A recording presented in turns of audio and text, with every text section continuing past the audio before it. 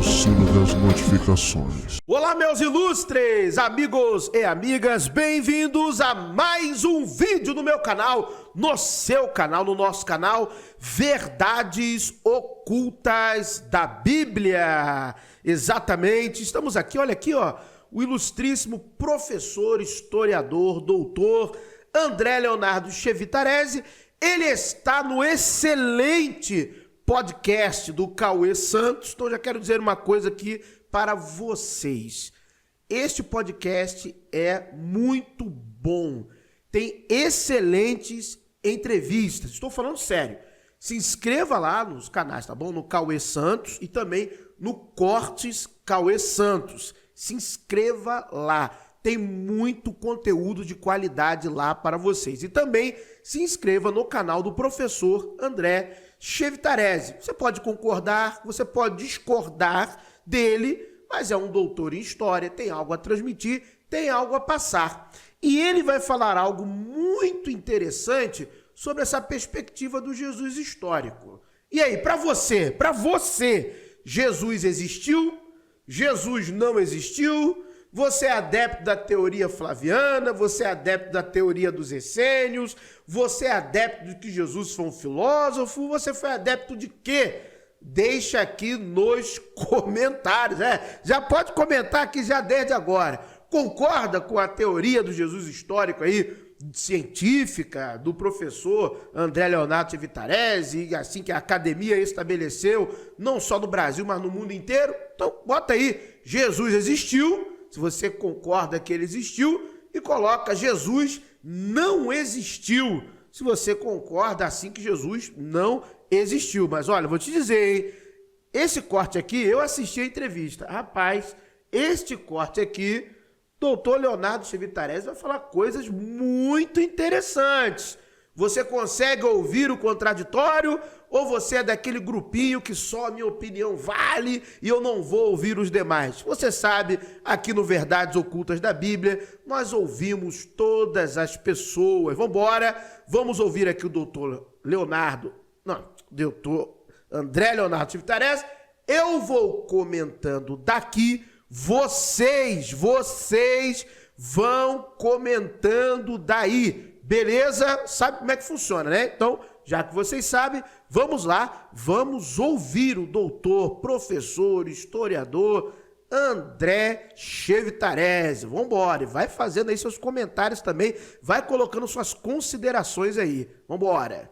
O ato de Jesus, por exemplo, que o pessoal fala, ele andava com prostitutas, não sei o que e tal.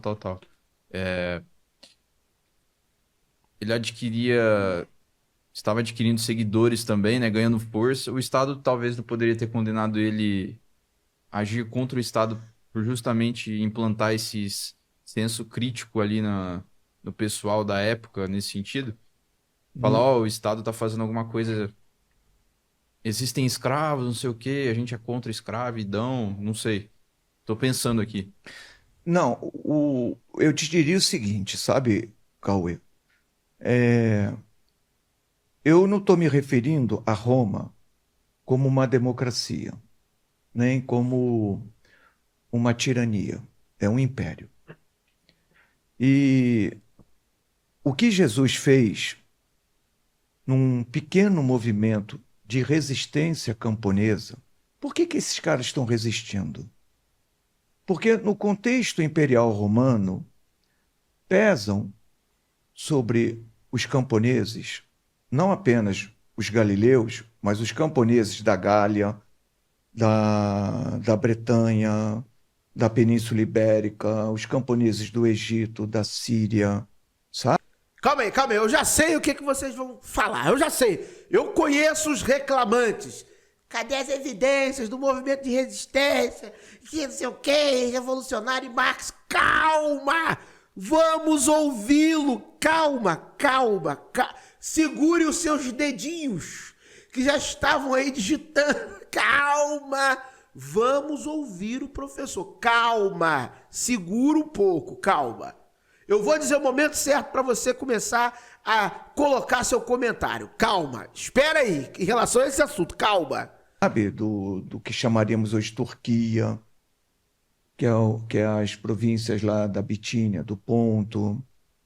Então, o que está acontecendo com esses camponeses é que com a estruturação do Império Romano e o domínio dessas vastas áreas sob o controle de Roma, um ponto, pela primeira vez, vai aparecer. É a noção de que a terra tem valor. E, portanto, valor no sentido monetário, de riqueza.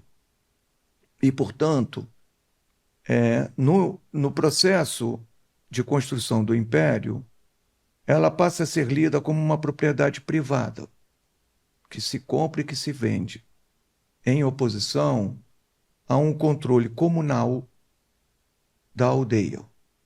Então, se todos que nasciam naquela aldeia, na Gália, no Portugal, em Portugal romano, ou na Galiléia romana, se aquilo era comunal, passou a ser propriedade privada.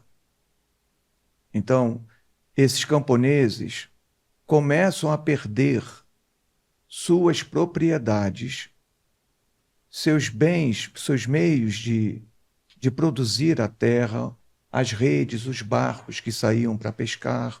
Eles vão perder isso.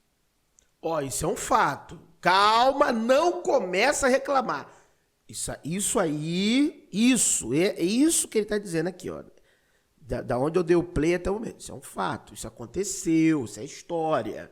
Isso é fato. Então você tá ouvindo. Tá vendo? É que você tem que ouvir. Ouve primeiro. Calma, não tô falando ainda da questão do movimento de resistência, não. Ele vai chegar lá. Tô dizendo dessa questão. Isso aconteceu. As questões das propriedades, dos impostos, que ele vai falar também. Então, calma, você tá muito nervoso. Você tá combativo. Para com isso. Você tá muito querendo atracar, já brigar com o professor Chevitarese. Calma. Ouve. Você vai ter o seu momento. Calma, calma. Isso passa a ser de proprietários.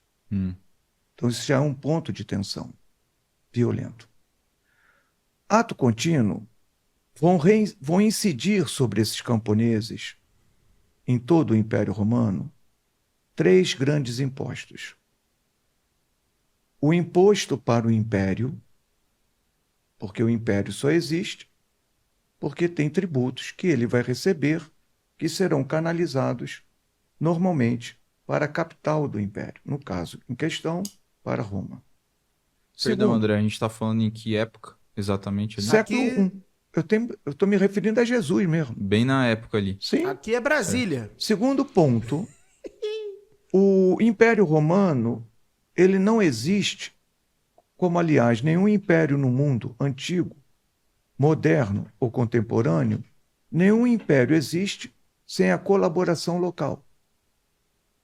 Então você precisa ter, em todos os pontos onde você controla, uma elite local que está te apoiando. Do contrário, não tem exército que dê conta de manter um império.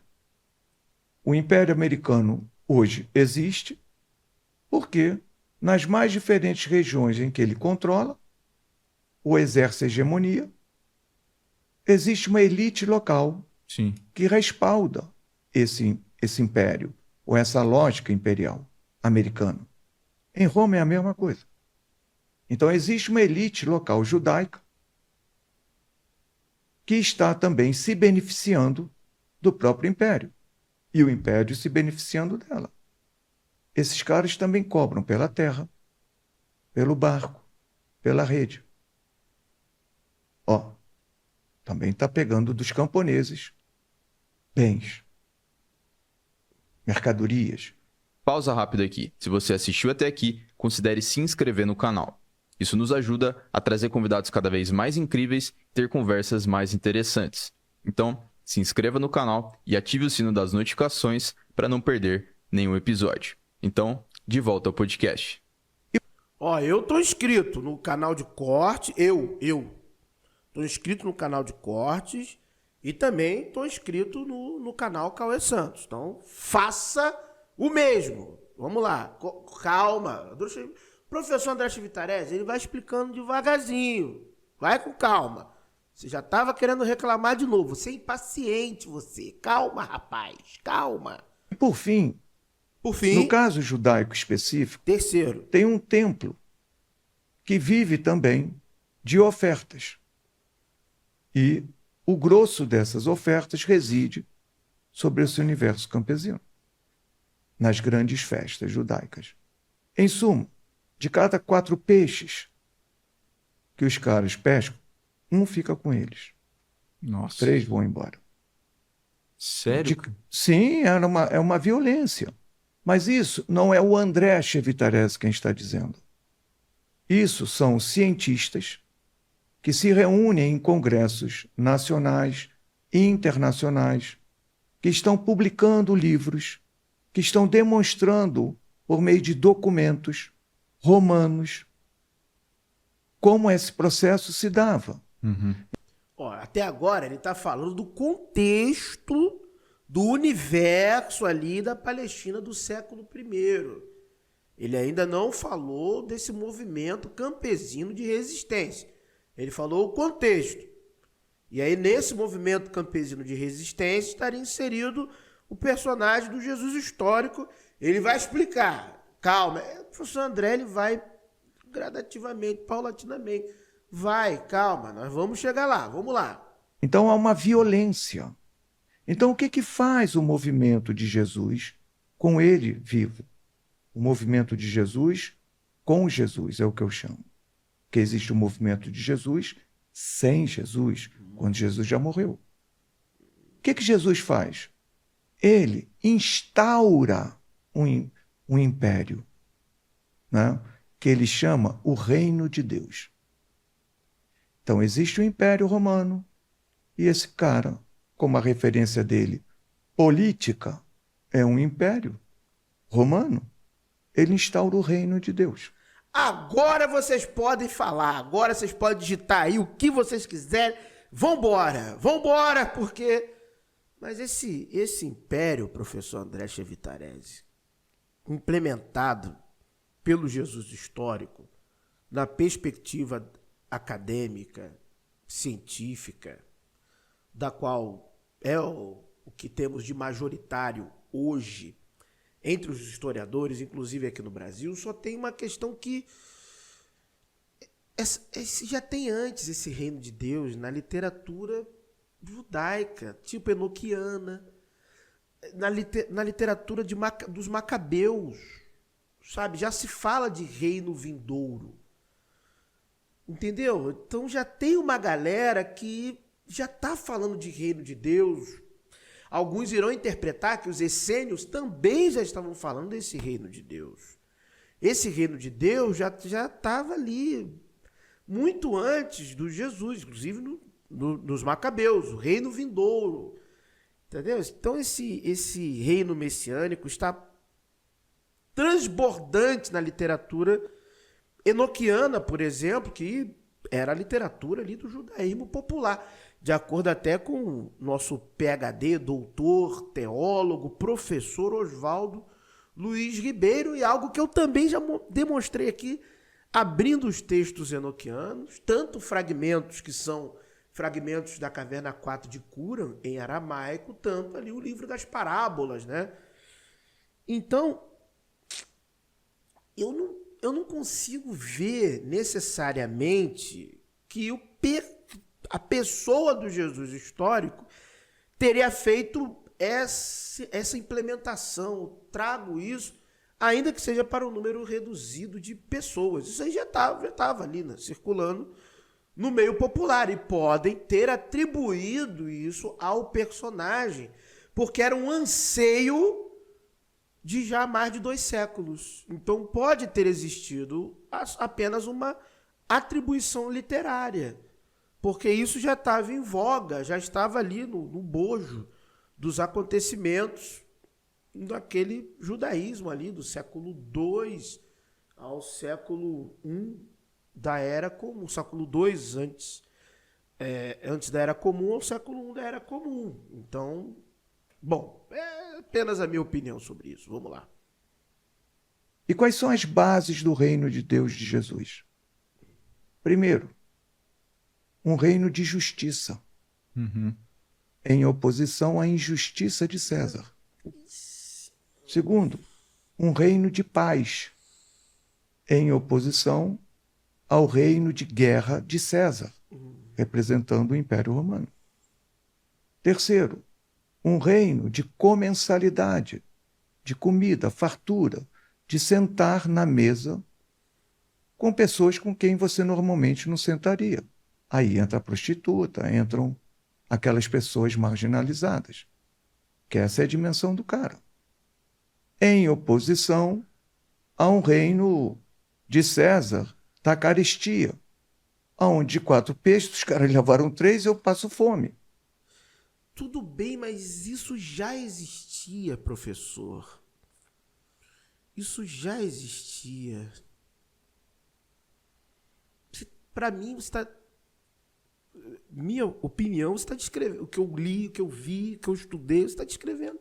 Os manuscritos que eu li do Mar Morto. Isso já estava nos manuscritos do Mar Morto. A exceção de uma especificação muito clara que tem nos evangelhos, isso eu tenho que concordar, das questões das mulheres, sendo elas do trabalho ou não, né? Até do trabalho, das prostitutas ali.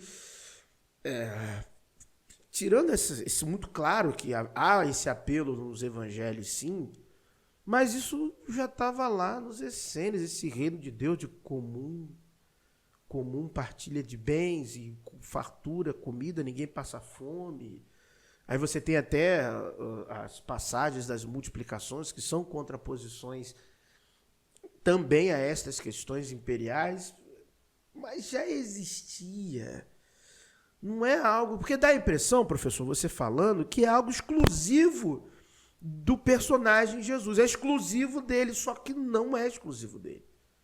Isso já temos um reino de justiça. Literatura enoquiana. Literatura essênica. Literatura, manuscritos do Mar Morto, para não dizer essênica. Reino de justiça. Reino de justiça já estava nas perspectivas daqueles que estão ali minimamente no século II a.C. E isso não é nem por causa dos romanos, já era por causa dos problemas que aconteceram na época de Antíoco Epifânio. Então isso já existia, já estava atestado. E um quarto elemento que eu agrego a essa dimensão de reino, um reino onde homens e mulheres são chamados a participar, em oposição à falocracia, ao poder do pênis do Império Romano, que sempre estava centrado na mão de homens. Então, um minúsculo movimento camponês que é instaurado no aqui e agora deles, que tem uma dimensão transformadora da vida. Não vejo isso. E isso os essênios já faziam. Os essênios já faziam isso. Aí vai dar um problema danado isso aí, rapaz. Eu acho que eu já sei por quê. Eu acho, né? Que é por isso que o pessoal persegue o André, né? Porque ele tem uma opinião, um posicionamento através das pesquisas científicas da área da história em que ele realiza, não vou dizer de opinião, né? Que isso ele afirmou que é resultado de pesquisas, só que eu acho, professor André, que você está abrindo uma porta para um outro lugar. Minha sincera opinião. Que qualquer pessoa que começar a questionar esses princípios e fazer a seguinte pergunta: estes princípios já tinham sido estabelecidos por alguém ou por um grupo antes do Jesus histórico? Sim. Sim. Em oposição aos romanos? Sim. Quem? Os essênios.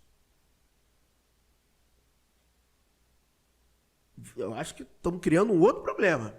Minha opinião. Quem sou eu? Não sou ninguém. Sou um mero teólogo, né? Não sou ninguém. Mas eu abri os textos aqui dos manuscritos do Mar Morto e nós vimos isso aqui. Então eu estou falando de algo que não só eu posso dar a minha opinião e dizer que sim, mas que todo o universo VOB que acompanhou essa época dos nossos estudos. Abrimos os manuscritos, as traduções de Florentino Garcia Martínez, as obras de Gesa Vermes, entre outros estudiosos da área, e nós vimos isso aqui. Então você está abrindo a porta para quem quer cavar mais, de falar daqui a pouco que Jesus era um essênio. É isso que eu vejo. Eu não tenho essa opinião, estou deixando bem claro. Para mim, não foi um essênio, mas a porta está aberta. Porque está muito bem elencado na fala do professor André Vitarese o que, na visão dele, seria esse Jesus histórico e o que seria esse movimento campesino, essa revolução campesina.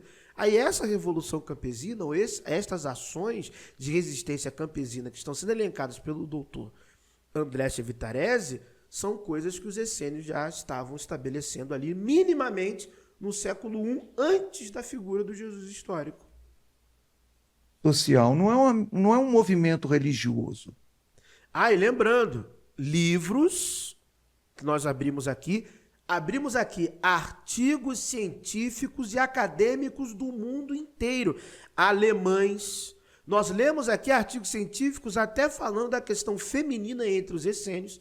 Nós abrimos artigos científicos aqui, livros dos essênios e a medicina, que é a questão das curas, da vida comunitária dos essênios. Nós aqui dissecamos esse assunto de fato, e eu não estou mentindo, o público do VOB acompanhou isso aqui. Opiniões, artigos científicos, diversos acadêmicos. Foi mais de 1 ano estudando sobre os essênios aqui, tanto que o universo VOB abriu e nós temos agora o canal Casa dos Essênios. E, aliás, se inscreva no canal Casa dos Essênios. Nós estudamos tantos essênios aqui que, a pedidos, né, da nossa audiência, abrimos aí o universo VOB, temos o canal Casa dos Essênios, o Zoroastro, professor Carlos Alexandre Costa, o canal de Costa, ou seja, o VOB virou um universo e que ele vai aumentar. Tudo por causa da nossa audiência que se aprofundou nesses assuntos juntamente conosco aqui no canal principal do universo, Verdades Ocultas da Bíblia. Porque não existe religião, não é? Nenhuma religião do mundo desce do céu para a terra. São seres humanos quem fazem as religiões. Você tem ali o livro do Yuval, né? Sapiens, né? Bom Harari. livro. Você Bom. tem um livro dele ali na tua estante. Bom. O que esse cara está dizendo? Isso é um cientista. O que ele está dizendo? O Sapiens, a nossa espécime, ela aparece entre 250 mil a 200 mil anos. Beleza? Nós, cientistas, somos capazes de detectar quando vai aparecer os primeiros prédios construídos intencionalmente para fins religiosos, entre 11 mil a 10 mil anos atrás. 11 mil anos. Então, olha só, nossa espécime, sapiens, Homo sapiens, vamos botar na baixa datação, tem 200 mil anos de vida. As primeiras referências da nossa espécime fazendo prédios para abrigar uma divindade tem entre 11 mil a 10 mil anos. Implica dizer, não está no DNA do Sapiens religião. Religião é cultura. Nós não nascemos religiosos. É uma construção da sociedade. Nós podemos aprender a ser religiosos. 2, se a gente aprende, né, obviamente que a probabilidade desse aprendizado no Brasil te ensinar a ser cristão é infinitamente maior do que você ser hinduísta. Percebe? Totalmente. Então, não é obra do acaso que 87%, 88% da população brasileira seja cristã. Não é porque aqui o ministério das igrejas é muito forte. Não, é muito mais fácil o cara nascer num berço cristão do que ele nascer num berço islâmico. Entende? Então, Religião não está no gene. Se religião é cultura, não é? O que vai impactar mais é o tipo de religião que tem naquela região em detrimento de outra. Então, isso tem 11 mil anos. A gente está iniciando a nossa caminhada do ponto de vista de religião.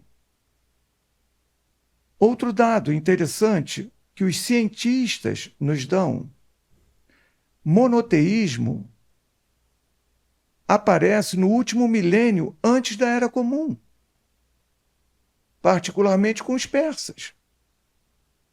Então, nós estamos falando do monoteísmo ter alguma coisa em torno de 2.500, 2.600 anos. De 200 mil anos que nós temos. Então, a experiência monoteísta é também muito recente. Concordo. Então, nada disso, a ciência não vai explicar isso como sendo do céu para a terra. Toda e qualquer experiência religiosa sai da terra para o céu. Somos nós, os sapiens, que fazemos a religião existir. Somos nós. Mais ninguém. Então, nesse caso, o reino de Deus instaurado por Jesus é a crença que esse Jesus de Nazaré tinha na sua divindade Yahvé, que ele chamava de Abba, de papai, papaizinho, de uma relação muito íntima, que ele está instaurando aqui na Terra. Então, esse cara vai ser capturado. Por quê? Porque ele está fazendo um movimento de oposição a Roma. Isso é, essa ideia louca que hoje a gente tem. Olha, cara, religião é uma coisa, política é outra. Isso não existe. Porque o mesmo cara que faz política é o mesmo cara que faz religião. Ou o mesmo cara que faz política é ateu. E se coloca contra a religião. Percebe? Então não tem como separar essas coisas. Eu percebo, inclusive aqui na plataforma, tem uns que tentam dizer que não, mas é exatamente isso que acontece. Jesus não era um homem religioso. Jesus era um homem profundamente religioso, profundamente político, profundamente social, profundamente econômico, profundamente antenado com seu tempo e seu espaço. Então, esse cara vai ser capturado e retirado do anonimato. É nesse momento que a gente começa a ter acesso a um camponês que não deveria ter nome, que deveria ser enterrado como um Zé Ninguém, que começam a aparecer informações. Então, eu acho muito curioso como youtubers, porque esses caras não podem ser pesquisadores, que se fossem, entenderiam essas complexidades. Então, como os youtubers... Engraçado que uma vez eu falei isso no canal e também o pessoal ficou meio bravo comigo. Eu falei, não, mas na época que ele, se ele viveu ali, a partir do ano 0, ele não era ninguém, ele não era famoso, ele não era conhecido. Caso tenha existido, ele era um outro como outra pessoa qualquer. Eu fui odiado pelos fundamentalistas, eu fui odiado pelos ateus. Não! Eu falei, mas isso aí é meio, né, meio óbvio, né? Porque era assim com todas as pessoas no mundo antigo. Se você não fosse alguém relevante, você nunca teria resquícios na história, como foi assim para 99,9% das pessoas na antiguidade. Nem existiram do ponto de vista histórico. A gente não sabe quem foi. Trabalham com a dimensão de que, mas a gente não tem fonte sobre Jesus, né? Particularmente fora do universo cristão, no contexto do século I. Verdade. Mas escuta, você não está falando de um cara poderoso, rico, que vive numa cidade, que comanda alguma porra. Ele não comanda coisa nenhuma. Esse cara É um camponês miserável, analfabeto, rapaz, que está mobilizando 30, 40, 50 pessoas. Essa dimensão que vai ter de Jesus como Hércules, de Jesus como Zeus, de Jesus como Asclépio, como outras divindades, isso é um processo de divinização. Isso é o Jesus teológico, mas não é o Jesus histórico. O fato de Joséfo mencionar Jesus em seu livro, aliás, eu também tenho um trabalho mostrando que das duas falas de Joséfo sobre Jesus, uma relativa a Tiago, ninguém contesta. Tiago, irmão de Jesus. Essa é a primeira fala de Joséfo. Quer dizer, ninguém contesta isso. Então veja, um Joséfo. Porque o que é a literatura grega? O que é a literatura judaica? O que é a literatura romana, latina? Pô, esses caras, quem sabe ler e escrever? Esse é um outro dado legal. Quem sabe ler e escrever? 2% da população imperial romana. É uma estimativa, não é estatística. Muito bom, né? O corte, muito interessante aí a fala do professor, doutor, acadêmico, historiador André Leonardo Chevitarese. Apesar de eu, sinceramente, eu não consigo enxergar esse Jesus aí de movimento de resistência, esse Jesus revolucionário, eu sou muito sincero, eu não consigo ver, apesar das ideias, parte das ideias que constam nos documentos que nós denominamos evangelhos, falam sobre essas questões que o professor abordou, mas a gente precisaria, na minha opinião, tá bom? De mais elementos mais, sabe como é que eu posso dizer, mais claros de que era um movimento de resistência, falas mais diretas. A gente não tem. Se estas falas em algum momento estavam explícitas e circulantes, elas foram removidas pelos redatores, né, posteriores, mas nós não temos uma clara evidência desse movimento de resistência. Nós temos, sim, ideias que se contrapõem, mas eram ideias que já estavam lá.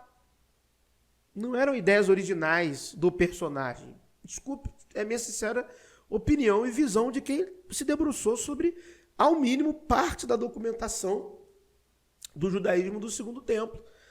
Então já estava lá, reino de Deus, já estava lá, inclusão social, já estava lá em pseudepígrafes, em manuscritos do Mar Morto, no livro de Enoque, reino de Deus, justiça terrena, para eleitos e justos, para os filhos já estava lá, de Israel.